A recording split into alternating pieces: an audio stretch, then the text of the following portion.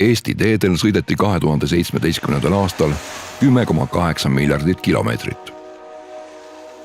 Toimus 1406 inimkannatanuga liiklusõnnetust, milles sai vigastada 1725 inimest. Seda on rohkem, kui oli külalisi presidendi vastuvõtul Eesti Rahva Muuseumis. 743 inimest sai vigastada sõidukite kokkupõrgete ja 459 teelt väljasõitude tõttu. Jalakäijaid sai vigastada 331. Joobes juhiga toimunud liiklusõnnetustes sai vigastada 233 inimest.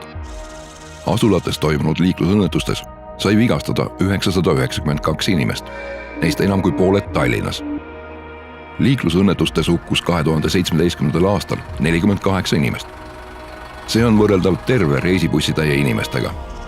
Hukkus 26 sõidukijuhti, 10 kaasreisijat, 10 jalakäijat ja 2 jalgratturit. Joobes juhi osalusel toimunud liiklusõnnetustes kaotas elu 27% kõigist hukkunutest. Enamik hukkunuid viibisid sõidukites, mis olid vanemad kui 8 aastat.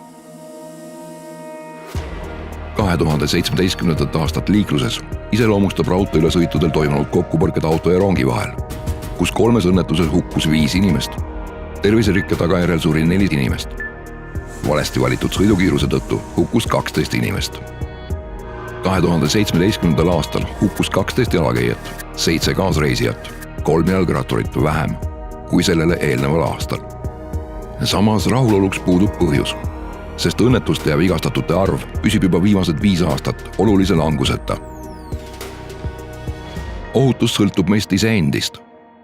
Iga liiklussurm on ärahoitav.